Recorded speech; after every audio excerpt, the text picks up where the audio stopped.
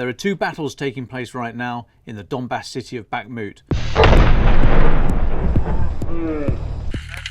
One, very obviously,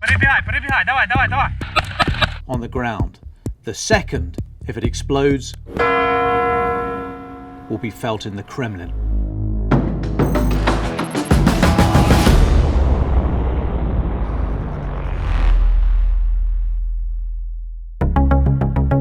Bakhmut is a fairly small city. It doesn't really do much, doesn't go anywhere. It's not a major confluence of routes through Ukraine. It doesn't have a political power base that needs to be grabbed. It's of symbolic value to the Russians and the Wagner group in particular, because they want to turn around not only to shore up their business model, but also for Yevgeny Prigozhin to further his own political ambition.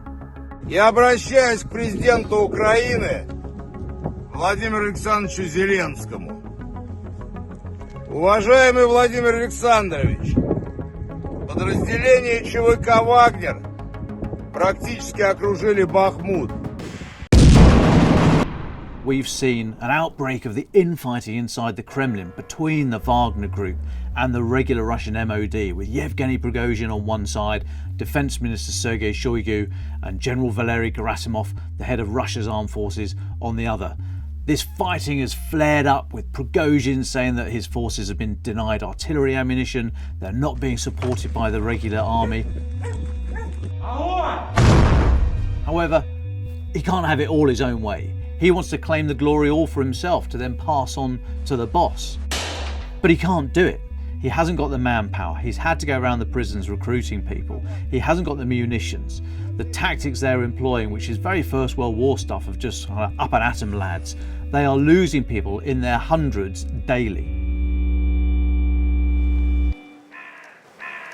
So Defence Minister Sergey Shoigu is a general, but he's not brilliantly well thought of amongst his peers. He doesn't come from a combat background and therefore doesn't seem to have the kudos of the battlefield. His position, it's been suggested, has been a little bit shaky. Is he going to carry the can for Russia's military failure in Ukraine? Because you can bet your bottom ruble it's not going to be Putin. Or is he seen as too close to the boss to be allowed to fail? Now, this infighting that we've seen, which is undoubtedly happening elsewhere in the Russian military machine, is stupid on their part. It denudes their forces, it waters down their operational effect, it takes away the priority and the attention from where the fight should be into other areas. There is no unity of effort, there is no single command fighting Ukraine. There is now a single commander, General Gerasimov, whose day job happens to be running the entire Russian armed forces, but apparently he's got spare time to run the war as well.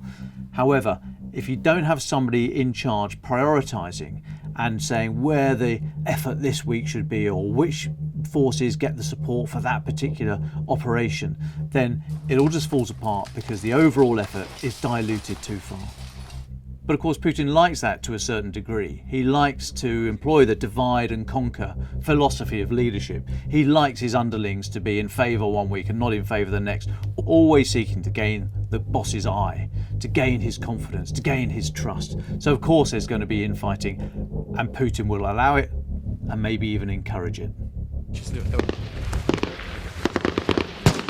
There's a suggestion that the rise of Russia's private military companies, of which Wagner is the most notable, came from the ignominious retreat from Afghanistan at the end of the 80s.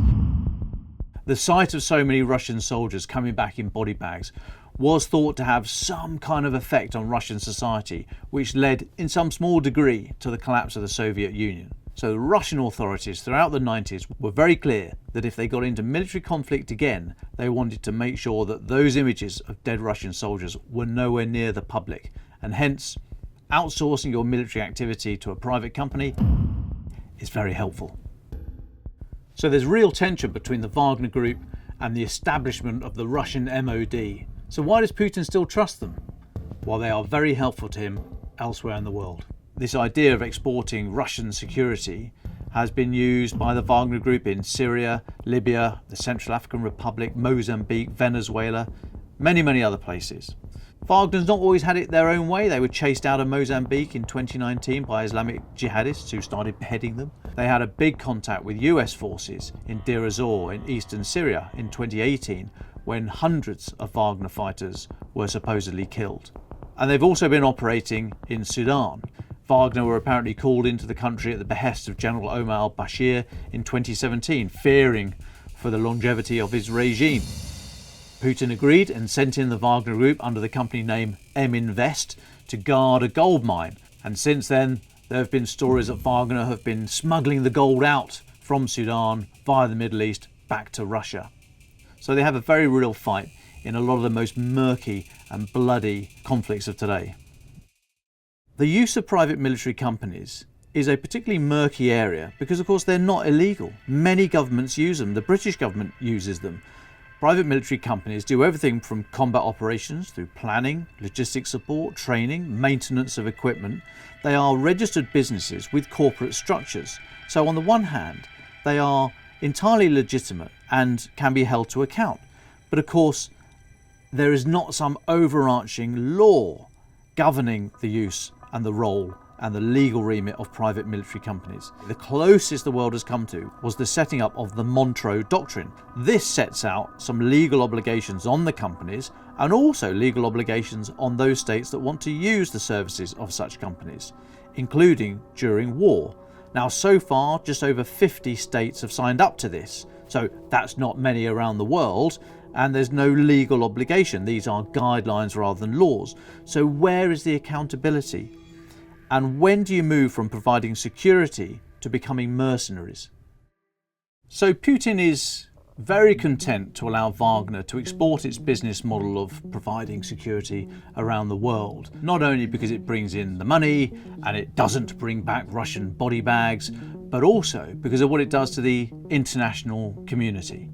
So, for example, look at Mali, where the British and the French governments pulled their forces out from the UN mission there, partly because the Malian government turned to Wagner for some of its security. But if the British and French were working, albeit for the UN, to support the government of Mali, and Wagner were working separately to support the government of Mali, you could have the occasion where British or French forces were working alongside Wagner, maybe sharing logistics supplies, maybe sharing some intelligence on safe routes through the city, and that is just unacceptable to Britain and France. So they said that if the Malian government in Bamako were going to engage the services of Wagner, they were out.